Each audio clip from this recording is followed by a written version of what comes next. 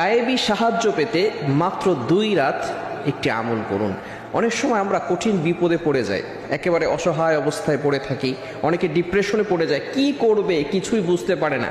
হতাশ হওয়া যাবে না। Never lose hope, never give up. মুমিন কখনো হতাশ হয় না, মুমিন কখনো আশা হারায় না। নিরাশ হয় কাফেররা, মুমিন কখনো হতাশ হয়ে যায় না। মুমিন সব সময় আল্লাহর উপরে ভরসা রাখে। বিপদে পড়লে আল্লাহ তাআলা আমাদেরকে ফর্মুলা দিয়েছেন, টিপস দিয়েছেন। বিপদে পড়লে আমরা কি করব। আমি একটি আমলের কথা বলবো, তবে আল্লাহ তাআলা আগে কি বলছেন সেটা আগে শুনেন।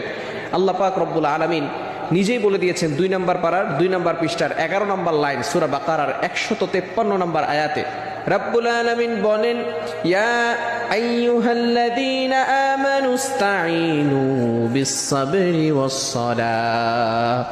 রব্বুল আলামিন বলেন, হে ঈমানদারগণ, ইয়া আইয়ুহাল্লাযীনা আমানু ইসতাঈনু বিস-সাবরি ওয়াস-সালাহ, তোমরা সালাত এবং ধৈর্যের মাধ্যমে আল্লাহর কাছে সাহায্য চাও। আমরা বিপদে পড়লেই হতাশ হয়ে যাই, এমপি মন্ত্রী মিনিস্টারের কাছে দৌড়াদৌড়ি করি। অনেক যদি আত্মীয় স্বজন থাকে যারা ধনী আছে তাদের কাছে যাই, আল্লাহর কাছে সহজে চাইতে চাই না। কিন্তু আল্লাহ পাক রব্বুল আলামিন জানিয়ে দিয়েছেন, যখনই বিপদে পড়বে তখনই সালাত এবং ধৈর্যের মাধ্যমে সাহায্য চাইতে হবে আল্লাহ তাআলার কাছে। আর কার কাছে নয়, একমাত্র আল্লাহ তাআলার কাছে সাহায্য চাইতে হবে।